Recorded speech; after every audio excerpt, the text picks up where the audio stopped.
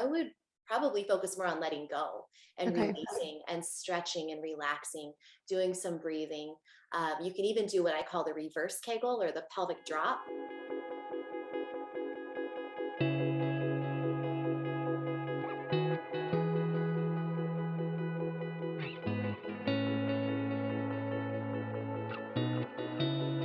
Right. And you mentioned horse riding, which was one of the things that came up along with cycling as a trigger for symptoms. And that kind of ties into the topic of pudendal nerve pain. Can you kind of explain that concept a little bit and why those types of exercises might cause those symptoms? Yeah, so there's a ton of nerves that run through the pelvic floor and the pelvic area, a ton of nerves. And one of them is the pudendal nerve.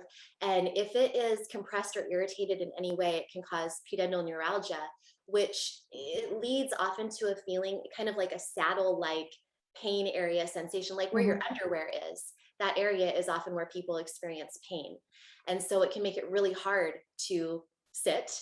And that sitting is actually something that can irritate it, and it can be developed from exercises that are involve a lot of sitting, like horseback riding and cycling. Mm-hmm. So if you sit a lot, whether for your work or for your exercise, and you develop that pain in that underwear region of your body, you might have pudendal neuralgia.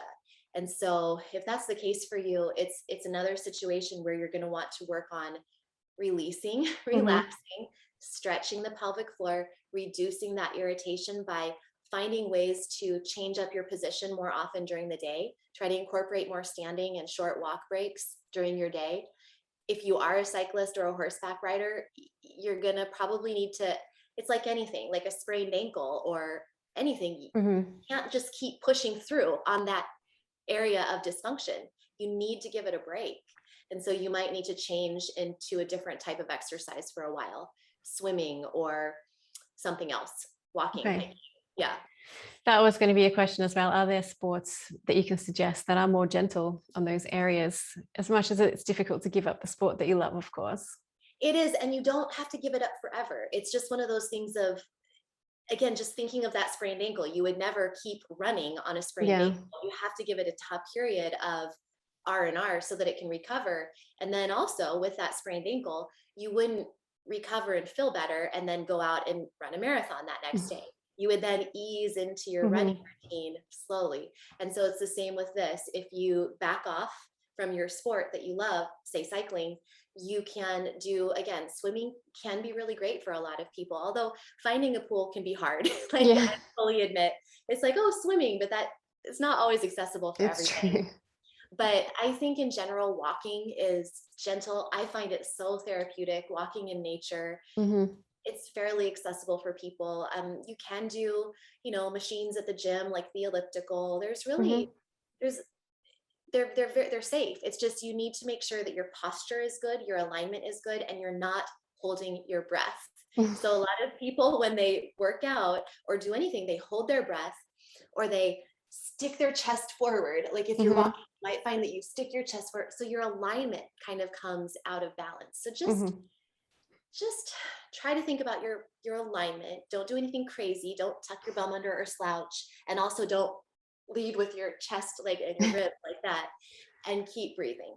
And Mm-hmm. you should be fine. And back off the exercise that's aggravating you for now. And then when you're ready, slowly build back up. Okay. Are there exercises that you should avoid if you have hypertonic pelvic floor? Well, so again, it's kind of one of those dependent things, but you want to avoid things that are aggravating it. So Okay. I can tell you that. So just as an example, a lot of people with hypertonic pelvic floor muscles may have difficulties with something incredible and amazing like Pilates. I Mm-hmm. love Pilates. I think like mat Pilates classes or, you know, whatever Pilates classes in general, Pilates work with an instructor, it's great, but really you should be activating your pelvic floor pretty much that entire time because it's a core Mm-hmm. workout. And so you're constantly engaging that pelvic floor if you're doing it right Yeah. and not just sucking in the upper abs. You're really constantly engaging that pelvic floor. And oftentimes, maybe there's not really a break in the class. And so you're either going to have to modify your workout if it's something like Pilates or something that does engage your core muscles the whole time. You're going to have to figure out a way to be strong and brave and have willpower to stop. If you have to Mhm. stop the video or leave the class to go to the bathroom, but you're just like taking a breath, Yeah. laying down and putting your legs up the wall or doing something like that, you're going to have to give yourself some breaks during the class so that you aren't clenching your, engaging your pelvic floor for 45 minutes. Yeah, that makes sense. And someone asked if too many squats or spin classes could cause pudendal neuralgia. It can, I mean, spin classes, like we were just saying, Yeah. that aggravation by sitting. So that's for sure. But definitely, I mean, if you think about these muscles, the pelvic floor muscles, and the pudendal nerve is right in here, and Mhm. then the butt muscles are just right here, and all those hip rotators are right in here. So everything is really close. And every time you're working squats, you're definitely engaging everything in here. You're engaging, squats are actually an excellent pelvic floor exercise. I should have said Mhm. that earlier. But they not only are great for your butt muscles, but you're also working your pelvic floor. You can feel it every time you come up from a squat, just an air squat. You can feel your sitting bones drawing together. Mhm. You feel that engagement of these muscles. And hopefully when you're squatting back, you can feel the sitting bones release apart. That's kind of like a complete Kegel is the squeeze and lift and the full relax. In a Right. squat, you should also feel that release back. But some people maybe don't think about that. And maybe they're just kind of constantly engaging. And if you have, again, just hypertonic pelvic floor muscles, maybe from too much of that squatting like that, it could definitely irritate the pudendal nerve. Mhm. Okay. You kind of covered this a little bit with the hypertonic pelvic floor, but is it possible to strengthen your core muscles without making that worse? Yeah, the way I have people do that, and I have a few videos on my channel, but basically I have people incorporate rest breaks. Mhm. So whenever you're strengthening the core safely, you really need to be involving the pelvic floor. So I would never be like, oh yeah, just do some ab exercises, but don't think about your pelvic floor. Like let Mhm. your pelvic floor go, because that's just not safe. Like you need to have that engaged total core, not just Mhm. a piece of the core. So you need all of it engaged. And so really the way around it, the workaround, if you have a hypertonic pelvic floor, is to focus first of all on mobility versus just Yeah. engaging the whole time. So I love having people just do breathing exercises. That is a mobility exercise where you're releasing the pelvic floor and the abdominals as you inhale, and then gently lifting the pelvic floor and pulling in the abs as you exhale. So every breath is a mobilization of the muscles. So that's really nice for people with hypertonic Mhm. pelvic floor. And also it gets the breathing diaphragm moving. And oftentimes people with hypertonic pelvic floor, where their pelvic floor is stuck and clenched, their breathing diaphragm is stuck and clenched too. And Mhm. really we want them moving together. And so Okay. just practicing that is really helpful. Then the other thing I would say is, like I've been saying this whole time, is take breaks. You can do a strengthening workout, but between every move, it's a great idea to just take even 15 seconds to relax the pelvic floor. Let it go. Okay.